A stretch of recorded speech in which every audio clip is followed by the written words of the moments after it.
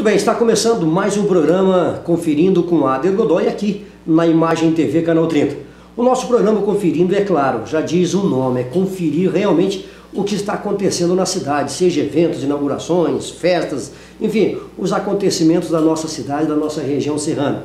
Claro, por esta razão, a Imagem TV disponibiliza aí desse programa Conferindo com Ader Godoy. E você que vai ter um evento com destaque, ou enfim, que você acha que devemos ir lá conferir, será um prazer para nós estarmos aí na nossa externa ou gravando em estúdio o nosso programa Conferindo com Ader Godoy. Basta você dar uma ligadinha para o telefone 32244192, tá certo? E você agenda aí com a Cicarelli, né? A beleza da Cicarelli lagiana.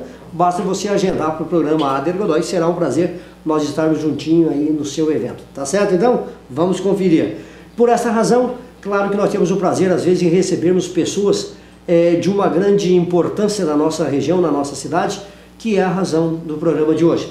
Eu tenho o prazer de ser amigo à parte e convidá-lo, e é claro, fiquei feliz ainda dele aceitar o convite, em poder disponibilizar do seu tempo para conversarmos aí da sua obra, ou melhor dizendo, das suas obras, né? Que eu tenho a certeza que, não menosprezando as obras anteriores, as quais eu tive o prazer de ler, mas lindas cada uma com a sua importância no seu segmento, na sua linha, mas o seu último lançamento, sua última obra realmente vai entrar, ou melhor dizendo, já entrou para a história de Lages, já entrou para a história da região serrana e já entrou para a história do estado de Santa Catarina e, por que não dizer, que já entrou para a história do Brasil, contando o nosso sul e a importância que teve um ciclo da madeira dos anos 50 e 60. Eu estou falando da história da indústria da madeira, mas isso nós vamos falar já daqui a pouquinho, porque eu quero começar o nosso programa conversando com o autor dessas obras, a Gralha Azul, Leão Baio da Coxilha Rica, que eu digo para ele brincando que eu confundo os nomes, mas é verdade, Leão Baio da Coxilha Rica e Gralha Azul e os Segredos do Leão Baio, se não me engano é isso. Se não for, ele me corrige depois. Eu estou falando dele, claro, Cláudio R. Silveira, o nosso grande amigo e autor. Obrigado pela sua presença, meu querido. É um grande prazer, Ader, estar com você mais uma vez. Mais uma vez. Nós conversamos muitas oportunidades, vezes. Né? Que bom. Mas sempre é bom estar contigo, com o público e... Falei certos livros? Falar. Você acertou. Acertei. Agora. Acertou, agora tá deu certo, bom, porque eu sempre confundo, né? Mas o importante é isso. Me fale um pouquinho, antes de nós entrarmos na história do Leão Baio da Coxilha Rica e a Gralha Azul e os Segredos do Leão Baio, vamos falar um pouquinho do Cláudio Silveira. O Cláudio tem a formação, é direito? Não. Eu sou formado em História. História. Né? Eu sou licenciado e também fiz o bacharelado em História. Bacharelado. Eu lembro que eu li alguma matéria e eu entendi que era bacharel em direito. Estou terminando a pós-graduação em Metodologia do Ensino de História. Então, está muito ligado também com o que eu gosto de escrever, literatura, não é? Porque a literatura e a história, atualmente, ela está em foco, não é? Certo. Os historiadores se utilizam amplamente da literatura e os historiadores que têm uma veia literária também têm uma facilidade vamos dizer assim, é uma vantagem a mais, né, para o historiador. Tá certo. O Cláudio é lagiano? De coração. E de nascimento? E de nascimento, gaúcho de Porto Alegre. De Porto Alegre? Veio para a nossa cidade quando? Eu cheguei em Lages no fim do ciclo da madeira de araucária. Quer dizer, nós ainda tínhamos mais alguns anos dentro do ciclo da madeira da araucária. Eu cheguei em 77, em Lages. 77. Depois casei aqui. Que aí eu perguntar, a família é daqui, a esposa, filhos é daqui. A esposa, o casal de filhos, a Grace e o Gessé, não é? E a Juliana, Gessé? minha esposa. Gessé. Não tem nada a ver com aquele grande, é bíblico ou é do grande cantor dos anos 60, Olha, 70? Os dois, não é? Porque se um veleiro repousasse na palma da... Lembra disso? Sim. Gessé, tá certo. É uma voz. E ele também gosta de cantar. É mesmo? E toca violão. Quero entrar, puxou um pouquinho o pai dele. Quero entrar nesse assunto também. Também gosta de cantar um pouco. Pois é, eu sei disso, quero entrar nesse assunto. Veio então em volta dos anos 60? 77 para Lages. A sua formação então foi Lages? Em Lages. Em Lages. Exatamente. Exercitava a profissão antes de autor? Eu trabalhei, a minha formação no comércio, né? Meu pai sempre teve comércio, eu trabalhei com meu pai no comércio por muitos anos, quer dizer, na minha adolescência. Papai aqui em Lages, do comércio, que lá em Porto Alegre? Lá em Porto Alegre. Porto Alegre. Depois de um tempo, eu tive formação como missionário das Testemunhas de Jeová. E fui como missionário para a Bolívia em 1982. Aí em 82, e 83 e 84 eu retornei a Lages. Então, aí veio a família, a gente não pôde continuar mais morando nos Andes bolivianos, né? As dificuldades do país para se criar uma família era realmente problemático. O primeiro filho, no caso a primeira filha, então nós pensamos um pouco e resolvemos retornar. E ao retornar, então a atividade que eu exercia como missionário era uma atividade voluntária. Ela não era uma atividade, uma profissão remunerada, não é? Apenas era tinha os custos. Exatamente, a subsistência. Não é? E é um voto que você faz para essa atividade. E quando nós voltamos com família, né, ou a gente cria bem os filhos, né, ou se a gente vai se dividir com uma outra atividade que exige 100% de você, uma delas vai sofrer. Com certeza. Então nós optamos pela família, pelos filhos, né? Então vamos voltar a Lages, vamos, enfim, reestruturar nossa raiz, vida. Estrutura, exato, claro. Né? E começamos outra vez. Então eu trabalhei mais ou menos uns 10 anos no comércio. Eu fundei a Kikoco, talvez alguns me conhecem daquele tempo. Lembro, Kikoco. Ela teve os seus momentos de glória, não é? Depois tivemos algumas dificuldades. O comércio é um setor muito vulnerável, né? Às crises econômicas do país e do mundo, não é? E em determinado momento, em uma crise no setor, eu repensei a minha vida, tive que repensar, né? E isso exigiu muito de mim. Inicialmente foi um trauma, mas a gente conseguiu dar a volta, né? E eu recomecei os meus estudos, não é? Depois entrei nas faculdades integradas Univesp, no curso de História, porque eu já estava trabalhando com antiguidades. Lembro, fazia exposições. E para as exposições de antiguidades, envolvia um pouco de história. E como missionário, eu estava relacionado com história, porque a Bíblia é o livro mais antigo que existe. Sem dúvida. Ela é pura história. E não é lenda, é história. Não é? Quando ela fala de um rio, o rio está lá. Quando ela fala de uma montanha, a montanha existe. Não é? E a arqueologia confirma muitos dados. Então, para mim, inclusive, recentemente a Carla Heck me entrevistou no Correio Lagiano e ela perguntou livro. Né? Aí eu fiquei pensando, qual livro que eu vou citar dos vários livros que eu aprecio? Normalmente, quando as pessoas perguntam um livro, perguntam um livro de conhecimento geral, Sim. Não é? Mas eu digo, mas eu não posso deixar a Bíblia de fora. Então eu coloquei a Bíblia, digo, olha, fora a Bíblia, aí eu fiz a minha citação, né? A Humanidade e a Mãe Terra, do Arnold Toynbee, que é um grande escritor, não é, inglês, que eu aprecio muito, não é? Mas não pude deixar de citar a Bíblia. Que é o livro dos livros. O livro dos livros. Tá certo. Aí entrei na faculdade. Daí que entrou na faculdade. Então agora terminei o curso, estou terminando a pós-graduação e já era um historiador autodidata, né? E agora a gente tem o método, não é? Da pesquisa. O bacharelado nos prepara justamente para a pesquisa. Então a nossa relação com as fontes, desculpe, a nossa relação com a documentação histórica, então tudo isso o curso nos prepara e de uma forma muito especial. Eu me senti assim muito grato, enfim, de ter sido incentivado a fazer esse curso, não é? Os professores também do curso de História, que têm uma visão dedicada a esse segmento das ciências humanas. E eu acho assim que agora eu me sinto ainda mais preparado, mais amadurecido para falar de forma justa, né? E de forma profissional dos grandes temas da nossa região serrana.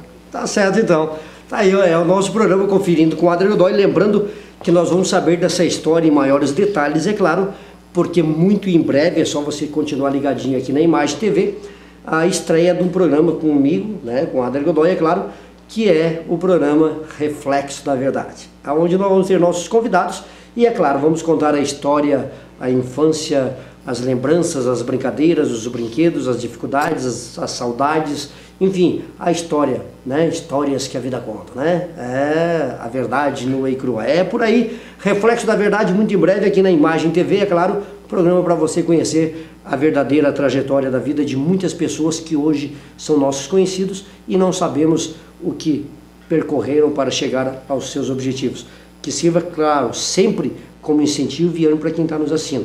Então fique ligadinho, daqui a pouquinho tem Reflexo da Verdade, é claro que o Cláudio será meu convidado para contar essa história, essa experiência de vida dele fantástica. Bom, aí veio então, Cláudio, o primeiro livro que foi Leão Baio, da Coxilha Rica. Exato. Bom, Coxilha Rica é o grande enigma, né? Vamos dizer assim, um enigma, mas um enigma da natureza, que nós somos abençoados por Deus por fazer parte geograficamente da nossa região, né? A ideia do Leão Baio da Coxilha Rica, o que é convivência, algum amigo tem fazenda, ou o senhor tem propriedade, enfim, o que é que despertou a ideia do historiador de, opa, vou escrever o Leão Baio da Coxilha Rica? Eu acho que são sonhos, não é, que nós temos e criações que estão lá no nosso subconsciente que brotam em determinado momento da vida. Eu fui criado na Grande Porto Alegre até no princípio da minha adolescência, numa chácara, né? E eu numa chácara daqueles, não uma chácara urbana, uma chácara de fato interiorana, não é? Uhum. E eu sempre amei a natureza, gostei da natureza.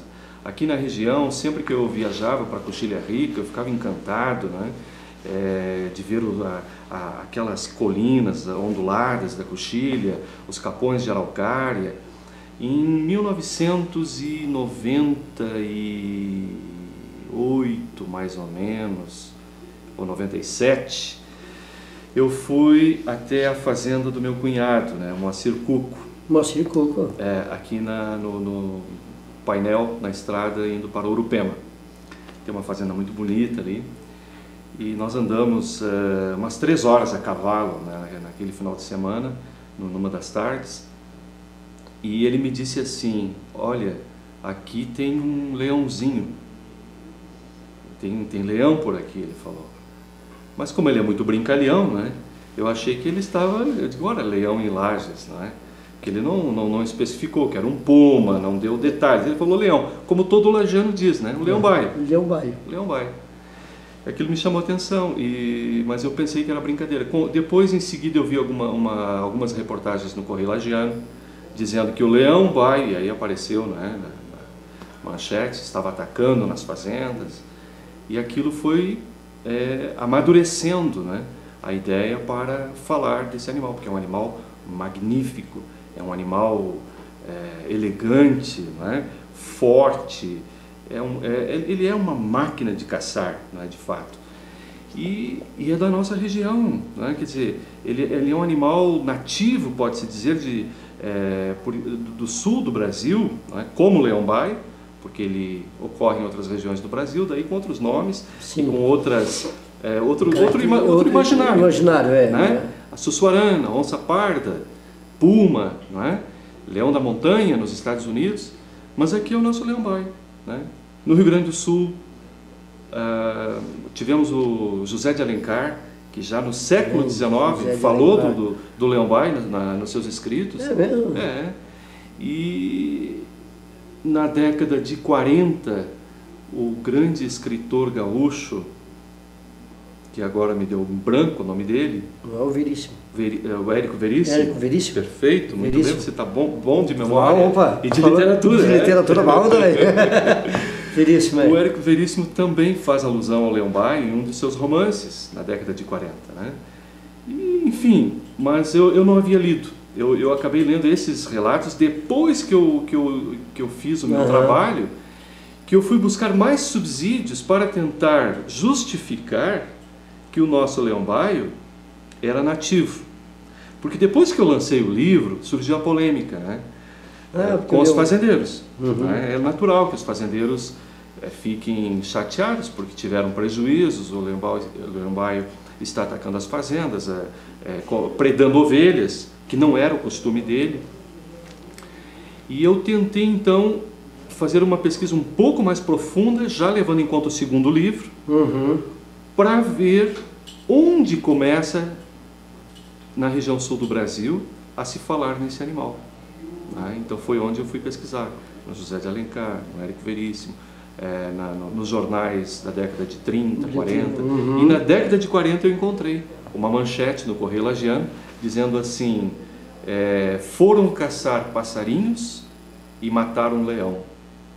1900, está fazendo agora... Década de 40? 1944. Então faz 44, agora 60... 58, 59 anos, por aí. 60 anos. 60 anos, 59 anos. 60 anos. E os camaradas, dá o nome das pessoas, foram caçar aqui no Guará, aqui perto, né? E caçando passarinhos, eles encontraram leão, porque os gringos estavam chegando, né? Os que vieram para o ciclo da madeira, para a exploração da araucária, e eles tinham o costume da passarinhada. Sem dúvida. Eles tentaram implantar e não deu certo, né? Ainda bem, né? Ainda bem, né? Deus, na época dos anos... Os Danilo é que fala um pouco. Mas é verdade, os convites dos jantares, vamos usar o termo, né, da corte, né, mas dos, como é que eu vou dizer, dos coronéis, né, da madeira, vamos usar o termo, os jantares sociais da alta elite era recebido, né, com os gringos que assim estavam recentemente explorando a nossa araucária, eles recebiam seus convidados ilustres com passarinhada, né? Com a passarinhada. É um costume cultural, um hábito deles, né, do Rio Grande. E é natural, né, que trouxessem juntos, né, e isso é uma questão bem compreensível, né. Mas então a gente foi a fundo pesquisar o Leão Baio, né, então surgiu o segundo volume, aí que é o Leão Baio, o Gralha Azul e o Segredo. Gralha Azul e o Segredo do Leão Baio. Né. Mas inicialmente nasceu o projeto do Leão Baio, ele efetivamente eu comecei a escrever no Shopping Beira-Mar, em Florianópolis. Eu estava numa exposição, Serra Catarinense, História, Folclore e Turismo. E eu coordenei toda essa exposição e eu tinha lá um pequeno escritório com o meu computador, estava lá, tranquilo, não é? Então eu estava coordenando, recebendo os visitantes. E foi no dia 11 de setembro de 2001, quando caíram as torres. Não foi as torres? Exatamente. Naquele dia. O dia inteiro... O mundo inteiro, às 11 horas da manhã, estava... Exato. A partir dali, o tema de conversa foi as torres. Eu estava longe da família e aquilo assim me deu uma certa saudade de casa, apesar de ter recém-retornado, né, de casa, mas aquele momento eu senti que era um momento grave da humanidade. Eu senti que alguma coisa muito grave tinha acontecido, e não precisava ser historiador para perceber isso, não é? Era notório, né? Exato, e eu queria estar com a minha família. Mas daí eram umas 8h30 da noite, mais ou menos, um horário mais tranquilo, eu sentei no computador e comecei a escrever, né? Sobre a Coxilha Rica. Eu não tinha ainda o tema do livro, mas comecei a contar a história de Nicolau, né? Então, de fato no prefácio do livro eu menciono isso, né? Que eu acho que foi naquele momento uma forma assim de fugir um pouco daquele estresse do dia e encontrar, né, num lugar que me era fonte de paz, de harmonia, né? Sem dúvida. E foi muito interessante. Até, por sinal, eu estava escrevendo, aí uma pessoa parou atrás de mim, até eu gostaria muito de saber, porque se eu soubesse teria anotado, porque foi histórico, não é? Que ele viu o momento que eu estava começando a escrever. E em dado momento eu escrevi História com H-I, né? E depois vacilei e colocou, botei História, não é? Porque eu digo, bom, mas eu estou escrevendo um romance, então, e ainda existia aquela de a história verdadeira com HI, e a história ilusória, ficção. Mas o cidadão que parou atrás de mim era um jornalista, e ele disse assim, Não, o senhor está certo, não é com E, não, é com H. Ele disse, atualmente não se usa mais o E, toda a história está sendo escrita com o H, né? E então eu nunca esqueci aquele momento. Então, e ele presenciou, ele estava vendo nascer o filho, o primeiro filho. Pois é, Cláudio, claro, hoje a tecnologia avançada, lógico, uma pergunta mais por curiosidade pessoal. Os teus rascunhão é já direto no computador ou tem momentos de inspiração, ou vem uma ideia, um tema, uma pauta, como nós falamos no jornalismo, tu pega o rascunhão lá, escreve ou é tudo direto no computador? Não, eu escrevo normalmente direto no computador. Agora, pequenas notas, frases, ideias, né? Aí você faz uns lembretezinhos. Às vezes eu estou numa palestra, ou estou em algum local, porque tu não consegue prestar 100% de atenção sem a tua mente vaguear. O orador tem que ser muito bom. Muito bom, mas mesmo assim não é fácil atingir o 100% de atenção. E às vezes tu dá uma ida lá para a coxilha rica. Sem dúvida, faz parte do ser humano. Então o que eu faço? Daí eu anoto, né? Às vezes uma ideia, uma frase, né? Às vezes um pequeno complemento.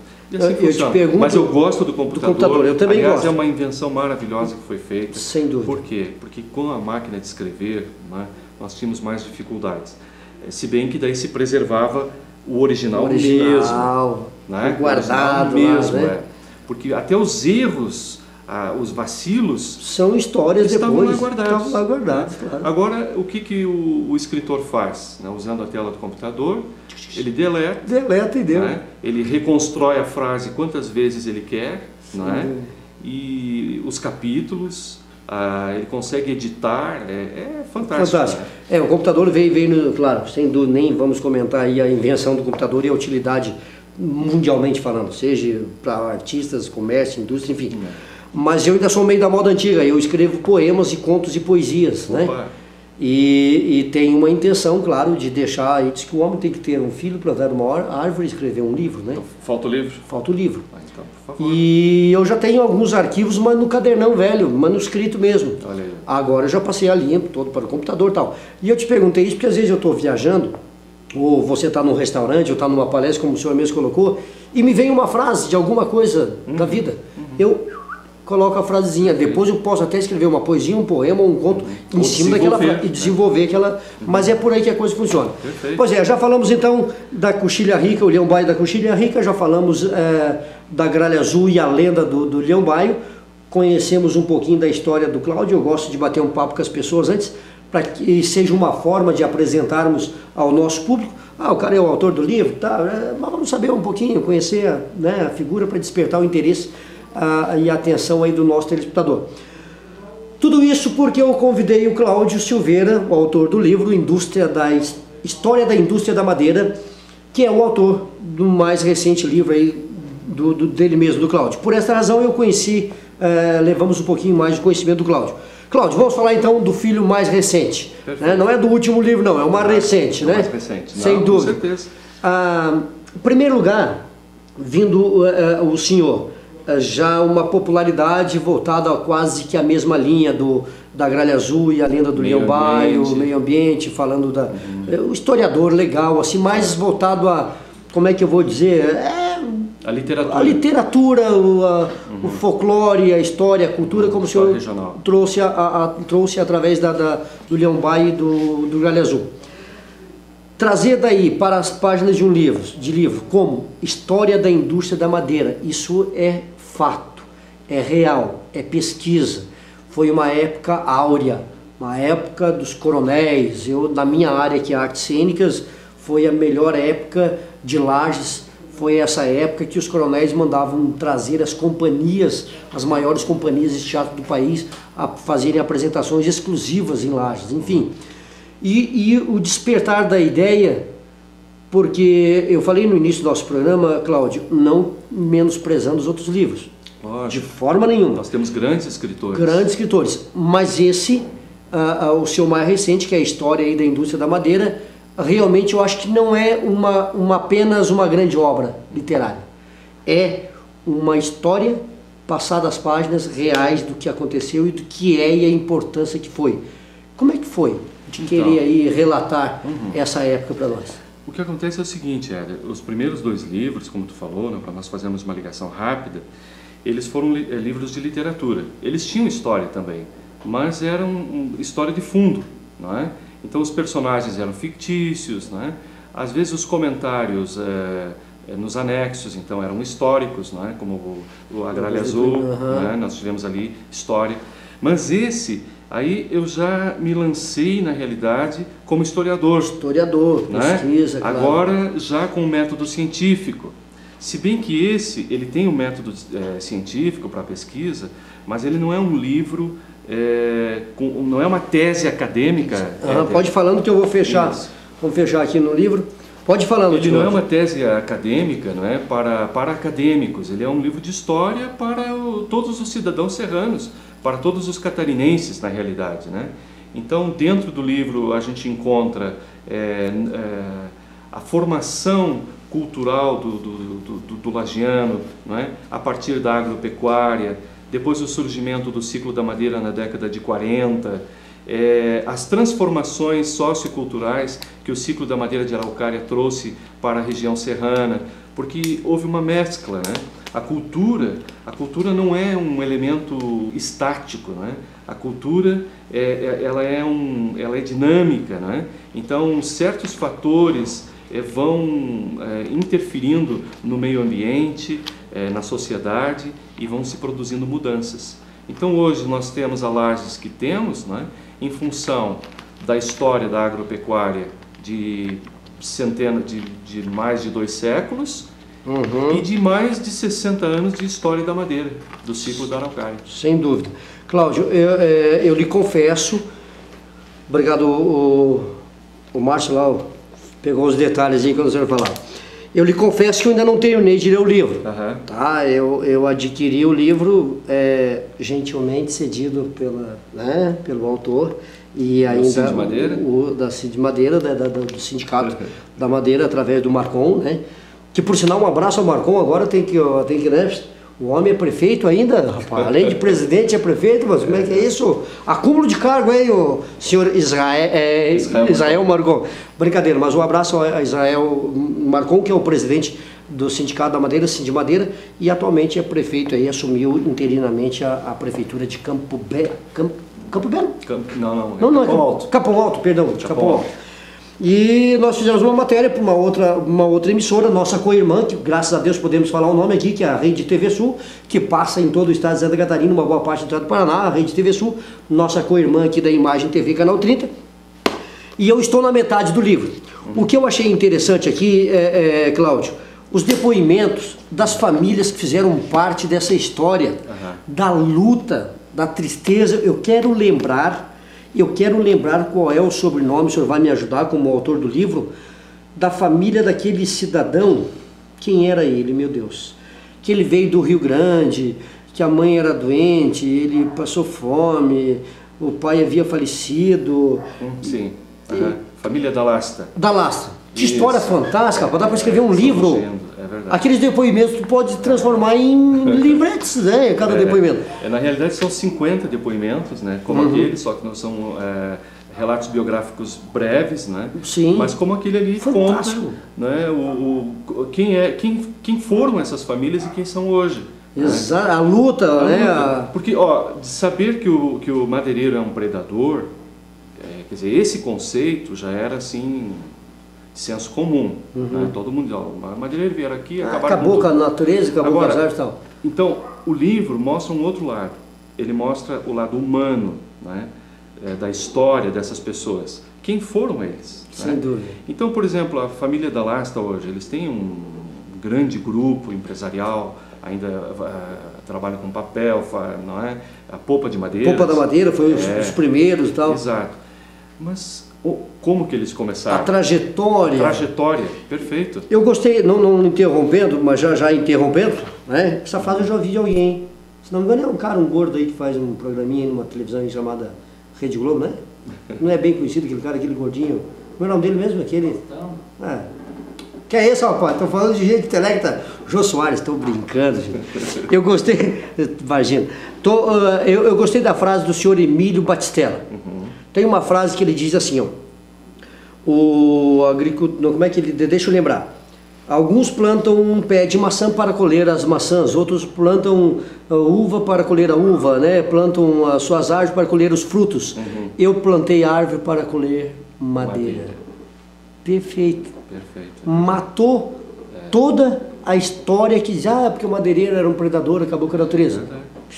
Não, e olha, a pressão sobre a araucária diminuiu assim fantasticamente após os reflorestamentos de pinos.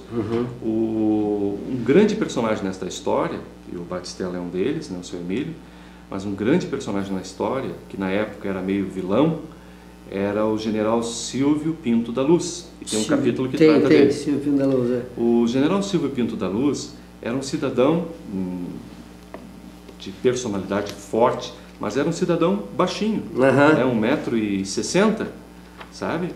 E franzino, magrinho. Mas os madeireiros tinham um respeito por esse homem. Ele impunha Porque, olha, e na época ele realmente castigou o pessoal, ele impôs o reflorestamento, sabe? Mas ele já era um futurista, ele tinha uma visão futurista. Exato. Que só cortar não era a solução. Ele foi influenciado por outros madeireiros que tinham visionários, né? Tipo Ladir Cherubini, Cândido Maria Bampi e outros madeireiros, e que tinha uma certa relação com ele. E começaram então ele percebeu a importância, né, do reflorestamento e impôs. Então inicialmente ele era um vilão. Pois é. Hoje ele é um herói. Um herói porque ele foi... Não que eu o transformei em herói no livro. Não. Os madeireiros. Os madeireiros, a própria vida, né? Os madeireiros, vários madeireiros me disseram assim, ó, uma homenagem para o general Silvio Pinto da Luz é pouco. Ele precisava ter uma estátua de bronze numa praça pública. Tá? Isso foi dito por um grande empresário madeireiro aqui. Porque se não fosse o general... Ele difundiu a ideia se não fosse o general, nós não tínhamos as reservas de madeira que temos hoje, né, de pinos, que diminuem naturalmente a pressão sobre a floresta tropical e sobre a própria araucária. Né? Pois é, eu estou falando com Cláudio Silveira, o autor do livro aí, História da Indústria da Madeira, voltado aí à Serra Catarinense, a nossa região serrana, de 1940 a 2005, o lançamento do livro. E além desses depoimentos, desses relatos históricos reais, é claro, dessas famílias que com muita dificuldade na época moravam naquelas velhas serrarias lá no meio do mato, às vezes transportavam algumas madeiras através de rio, de carro de boi, era triste, como é que se diz aquele negócio, estaleiro, estaleirar madeira, né? De estaleirar madeira, era complicado. Aquela maquininha que eles usavam lá para gerar energia, que era com umas rodinhas, locomóvel, que era, enfim, toda aquela dificuldade para os anos aí dos anos 40, 50, para hoje ser o que é aí o grande ciclo da madeira, que as pessoas falam assim, o ciclo da madeira foi o ciclo áureo dos anos 40, 50. Não, digamos assim, como relata o livro, bem nós já havíamos comentado isso também, foi o grande ciclo da araucária. Perfeito. Vale a pena lembrar disso, porque na época vinham os italianos, americanos, enfim, independente da raça, da origem, vinham trabalhar, explorar no bom sentido, né? Explorar no bom sentido, porque nós tínhamos em excesso pinheiro araucária. Vale a pena lembrar também de conhecimentos nossos e de outro relato que eu vi no livro do Cláudio Silveira, História da Indústria da Madeira, um relato do Danilo Castro. Gente, olha, eu aconselho tanto vocês a lerem o livro, porque realmente faz parte da história. Mas tem um relato do Danilo que ele diz assim, o meu tio-avô, não sei quem lá também não veio ao caso agora, tinha uma grande fazenda de 200 milhões de campo na Coxilha Rica e era um estorvo, ele usa esse termo, né? Era um estorvo aquele mundaréu de pinharal. Aquela araucária, porque não dava para criar gado, porque era muito pinheiro, nativo, pinheiro araucária. E o que é que ia fazer? Ao invés de ter lá 2, 3, 4 hectares povoado de pinheiro araucária, dá para botar umas cabecinhas de gado ali, né, meu? Então, na verdade, era o excesso de pinheiro araucária, por essa razão, despertou o interesse dos exploradores de fora, no bom sentido, de virem para a nossa região e cortarem as araucárias. Então, foi um áureo rico do ouro, né, da madeira, dos anos 40 e 50, se fala da madeira, não. Na verdade, foram da araucária. Aí que os gaúchos, né, chegaram a Santa Catarina, que descobriram essa fartura de pinheiro araucária e fizeram uma proposta para os fazendeiros, que eles até então não sabiam o que fazer com aqueles pinheiros. Digo, olha, nós cortamos pinheiro, transformamos madeira, cortamos meia a meia a grana. O fazendeiro foi café com leite e bolinho frito, né? Perfeito. Sem dúvida, né, Cláudio? E o ciclo da madeira, na realidade, nunca terminou. Porque terminou a araucária e começou o Pinos. Começou o Pinos. Né? Os madeireiros, por exemplo, Batistella, Fontana, enfim, são inúmeros madeireiros que estão aí no livro. Tem aqui, né? E muitos estão atuando ainda no mercado. Até hoje no mercado, sinal então, de que eles nunca acabou o ciclo da madeira. Né? Então acabou o ciclo da araucária. Né? E continuou com o ciclo do Pinos. Do Pinos, né? Sem dúvida. Então dá para dizer a história de Lages nos últimos 65 anos como história da madeira. Até hoje. Né? Tá, e eu só gostaria, se tu me permite... Tá, mas eu quero lembrar uma outra coisinha. Tá. Faz parte da história também, eu falo da Serra Catarinense, mas vale a pena lembrarmos, não sei se é a mesma coisa que tu quer falar, da importância desse ciclo da madeira, desse ciclo da araucária, ou como vocês queiram entender, mas a verdade é o ciclo da madeira dos anos 50 da araucária e agora da madeira consequentemente. Mas a importância da história política nacional também, porque foi madeira catarinense, mais especificamente madeira lagiana, inclusive tem caminhões aí do Batistella, na época, não é o Batistella que é hoje, era o F8, né, F600, aqueles Ford Eco F8, se mandava daqui a Brasília para levar madeira na década de 50, se não me falha a memória, foi 55, 56, Brasília construída? 56, né? O presidente Juscelino Kubitschek assina a lei, não é, de Anápolis, né, que foi chamada assim, para a construção de Brasília, em 1956. Abril de 56. Abril de 56. E madeiras daqui de Lages ajudaram e serviram na construção da nossa capital nacional, Brasília. Cada marquise, cada escadaria, né? Cada bloco de construção de Brasília tem por detrás a história da madeira de Lages. E é interessante, Ara, que o livro conta essa história da madeira para a construção de Brasília. Corre de boca em boca algumas versões, alguns boatos, né? Mas uma história que foi agora pesquisada e analisada traz informações muito curiosas sobre isso aí. Uma delas, que eu não sabia, que o Batistella conseguiu, ele ganhou uma concorrência, porque o processo para vender madeira para Brasília foi através de uma concorrência pública. Claro. Né? Através dessa concorrência pública, o governo daria privilégio para quem desse a madeira posta em Brasília, mas o governo disse o seguinte, o Juscelino Kubitschek, através do Israel Pinheiro, que coordenava a Nova Cap, né, que era a companhia urbanizadora para a construção de Brasília, ele disse o seguinte: vocês trarão a madeira até Curitiba, porque os empresários da madeira perguntaram como é que vão chegar em Brasília. Vocês entregam em Curitiba e nós vamos transportar de avião para o canteiro de obras toda a madeira. O Batistella, seu Emílio, saiu dali, foi ao Departamento de Aviação Comercial no Rio de Janeiro, fez uma pesquisa e percebeu que mesmo usando todos os aviões cargueiros que tinha no Brasil, eles nunca iam conseguir levar o material necessário para a obra. Nunca. Então ele pensou, analisou e ele fez uma jogada de mestre, né? Ele pensou o seguinte: eu vou mandar essa madeira de caminhão, porque não havia estradas, mas a topografia de Goiás é caatinga, né? Então é uma vegetação baixa e tinha certos caminhos, né? Então ele fez essa jogada. Só que na próxima reunião ele perguntou: e se eu der a madeira colocada em Brasília, tá? Em vez de em Curitiba, né? Aí o governo disse: nós vamos dar preferência. Ele disse: pois então eu vou dar colocada aqui, né? Ele estava acostumado com a topografia difícil de Santa Catarina, Serra, os peraus do Pelotas, né? E não deu outra, né? Os outros empresários ficaram meio revoltados, mas daí na reunião perguntaram assim: mas como é que tu vai trazer essa madeira? Aí ele inventou uma história, né? Ele disse assim: não, eu tenho um amigo americano que tem uma frota de aviões e vai fazer o transporte para mim. mas na realidade ele despistou a concorrência, né? E a ideia dele era transportar por caminhão. Ele voltou, né, desceu em Curitiba, e de Curitiba até Porto Alegre ele foi comprando madeira, comprou o que ele pôde de estoques de madeira, ele comprou tudo. O país estava parado antes da construção de Brasília, a madeira estava esperando para ser comprada, né, a preços baixos. Porque também era praticamente pós-guerra, Segunda Guerra Mundial. Sim. Estava todo mundo naquele, né? O país também havia enfrentado uma crise política, não fazia muito tempo, não é? Uma queda de Getúlio, aquela história toda.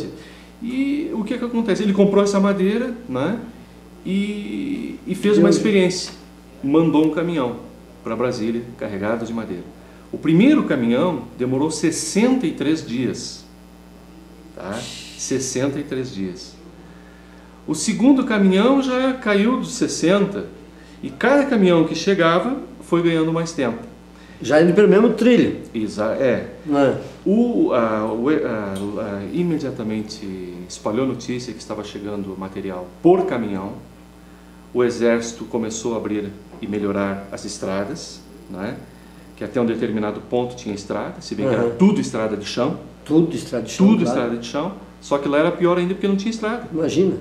Mas em seguida o governo já abriu, né, e percebeu a viabilidade de se chegar com caminhão. E não foi só a madeira que chegou em Brasília de caminhão. Aí foi cimento e tudo que precisava começou a chegar em caminhão em Brasília. Por isso que eu gosto de história. E falar em história, eu estou conversando com o Cláudio Silveira, autor do livro aí, História da Indústria da Madeira. Para nós finalizarmos, é claro, já que estamos falando de Brasília, o presidente Juscelino Kubitschek marcou a época, marcou a história, foi um desbravador, um corajoso, peitudo, deu um peitaço. Inclusive, vale a pena. A passagem dele em Lages está aqui também. A passagem dele em Lages está... O Juscelino Kubitschek veio fazer campanha aqui para presidente. E vale a pena lembrar que ele recebeu o cargo, é isso que eu quero finalizar o nosso programa, já que estamos falando de história, e ele recebeu o cargo de presidente da República, sabe de quem? Nada menos, nada mais, de que um lagiano chamado Nereu Ramos, então presidente da República. Presidente interino, tudo bem, de 83 dias foi o presidente da República, o nosso único lagiano e único catarinense presidente da República. Nereu Ramos foi quem passou o cargo a Juscelino Kubitschek. E vale a pena lembrar também na história de que Juscelino Kubitschek, na verdade, nas eleições ele ficou em terceiro colocado. Né? Primeiro foi Dutra, com 51% dos votos. Segundo foi Getúlio Vargas, com 36%. E ele com os méritos significantes lá de 22 ou 18, uma coisa assim. Mas por uma imposição da queda, já entra a história política. Acharam melhor pela confiabilidade, pela credibilidade, enfim, toda a história política. Nereu Ramos foi empossado pelo Loft, se não me engano, que era o diretor-ministro da Casa, agora me falhou o nome, o cargo, e ele empossou então o Nereu Ramos interinamente, e ele como presidente achou melhor então chamegar, entregar o cargo ao Juscelino Kubitschek.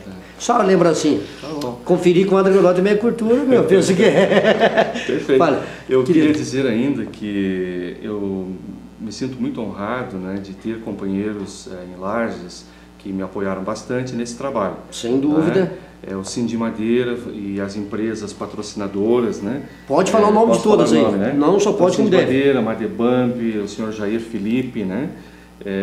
Boa Esperança, Minusa, Polpa, Madepar, Pandolfo, Madeireira Schmidt, a Mil, né? Indústria de Serras, a Tractibel, a Madeireira Rodrigues, a Sofia, deixa-me ver aqui, a Florestal Gateados, a Clabin, Celpa, né? Madeiras, eu acredito que citei todos, e Insema.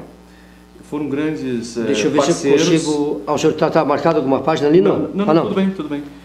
Tem como fechar um pouquinho aqui, ó, nós já mostramos, porque assim, vale a pena até colocar essas empresas que incentivam a cultura, seja através da arte de dançar, de representar, de cantar e de escrever, é claro. Vale a pena realmente. Tá, então as empresas que colaboraram para a realização, ok? Exato. Para a realização do livro aí, História da Indústria da Madeira. Serra Catarinense, 1940-2005. Cláudio Silveira. Pode falar, meu querido. Eu gostaria de dizer também que eu sou grato às instituições, né, que colaboraram. Nós tivemos aqui em Lages muitas instituições que participaram, colaborando com a documentação, né, o IBGE de Lages, o nosso Museu Histórico e Arquivo Tiago de Castro, né, enfim, eu não posso enumerar todos, é uma lista muito grande aqui. De pessoas que ajudaram na pesquisa, em material, instituições principalmente, né? De Lages, Caçador, Florianópolis, Itajaí e outras cidades. Mas depois nós damos um jeito com a técnica. E também, se tu me permite, dizer o seguinte, algumas pessoas sempre me incentivaram no meu trabalho e eu sou muito grato a elas, não é? Não citei nunca publicamente, gostaria de citar o Paulo Derengoski, que é um grande amigo meu. Paulo Ramos Derengoski, grande jornalista. E que sempre foi um incentivador, uma pessoa objetiva, né? Que faz comentários lúcidos e isso é muito importante para quem está trabalhando e escrevendo. E fico também feliz, né, de hoje fazer parte de um círculo grande de escritores que nós temos na região. Já temos um escritor histórico, né, que é o grande Licurgo Costa, né, que foi, eu acho, que uma das maiores personalidades, né, na área intelectual que Lages já teve, né, foi um dos grandes, né, e outros tantos. Nós temos livros acadêmicos muito importantes que estão sendo lançados tanto pela Uniplac, como pela Facvest, como pelo CAV, né, o DESC, livros com enfoque científico, mas com abordagem de interesse da coletividade. Então, a todos esses amigos, né, a gente se sente honrado de estar junto com esse ciclo de escritores, e eu quero incentivar, né, as pessoas que não escreveram, como você, não é? Tá certo. Que tem uma proposta, né, interessante, não é? Que nasceu do teu coração, que compartilhe isso com a sociedade, porque é muito bom, não é? Nós falar dos nossos sentimentos e também da nossa visão histórica, da nossa visão social, não é? Da nossa visão humana da sociedade, né? Tá certo, então. Eu que quero agradecer o senhor a aceitar o nosso convite. Só para que nós finalizássemos a nossa entrevista, é encontrado aonde os livros à venda? Na Livraria Serrana. Livraria Serrana, tem um site, alguma coisa que as pessoas possam entrar, ou como é que é? Não, que eu saiba não. Bom, no meu é o seguinte, podem mandar por e-mail, se for o caso, podem solicitar claudio@leonbaio.com.br, claudio@leonbaio.com.br, Leão Baio tudo juntos, sem acento. Tá certo. Tá? Pode ser encontrado também na Focópia, aqui na Aristiliano Ramos, acho que é, né? Focópia Aristiliano Ramos? Isso. E no Sim de Madeira. Sim de Madeira, que é ali no edifício Centenário, 8º andar.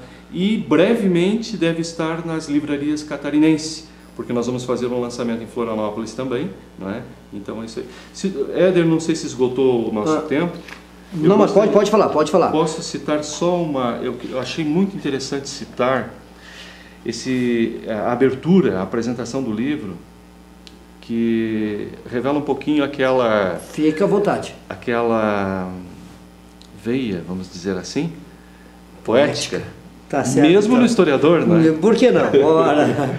Então, numa parte da apresentação eu digo o seguinte, que às vezes, até o silêncio ensurdecedor de ações não realizadas gritam pelo espaço sem fim, na voz dos sonhos ou na voz da construção histórica. Só não ecoam alto e em bom tom os feitos não historicizados, mas mesmo estes teimam em se manifestar através do silvo dos ventos, embalando as velhas araucárias, guardiãs dos tempos passados, ou das recordações que brotam do fundo das gavetas e baús de lembranças acomodadas, às vezes sublimadas. E assim, de diversas maneiras, o passado se encontra com o presente. Muito bonito. Não deu tempo, eu falei que nós ia falar um montão, mas numa outra oportunidade, quando vir aqui, será convidado com muito prazer, dentro do nosso programa que em breve estará no ar, que é Reflexo da Verdade, um programa com o Ader Godoy contando a história do nosso entrevistado. Eu quero falar um pouquinho com o Cláudio sobre a paixão pela música, porque canta maravilhosamente bem. Tem um CD seu na minha casa, o senhor cantando, Eu acho que é o senhor e a sua filha, não sei. Perfeito. É isso? Exato. Lindo de morrer, é quase um tenor, né? É verdade, é verdade. Mas tem uma voz o coral gostosa. da Fundação também canta junto. Isso, o coral da Fundação, né? Muito gostosa, não ofende os símbolos, tipo da música para você ouvir tranquilo, relaxando. Bonito. Valeu, muito obrigado. Mas uma outra oportunidade nós vamos falar do outro lado de Cláudio. O R é Rodrigues? O que é o R? Rodrigues. Rodrigues? Então é dos bons. Tem o Rodrigues no nome também. Brincadeira. Cláudio Rodrigues, ou seja, como usa o nome, é Cláudio R. da Silveira. Tá certo? O autor do livro História da Indústria da Madeira. Eu tive o prazer, meu querido, muito obrigado pela sua presença. A você. Sucesso. Um abraço. Parabéns mais uma. Os amigos também, talvez. Tá certo. Você ficou ligadinho aqui na Imagem TV, Canal 30, o nosso programa, claro, conferindo com a Adler Godoy, entrevistando Cláudio Oliveira. Cláudio Oliveira, rapaz. Cláudio Oliveira Valência, um beijaço no coração, que é um grande jornalista aí da assessoria de comunicação da Prefeitura. Cláudio Silveira, autor do livro História da Indústria da Madeira. Você pode adquirir, é claro, então, da Livraria Serrana. Certo. É isso? Perfeito. Beijo no coração e continue ligadinho aqui na Imagem TV, porque vem mais conferindo e outras programações dentro da nossa grade aqui da Imagem TV, Canal 30 para você. Até, valeu, obrigado.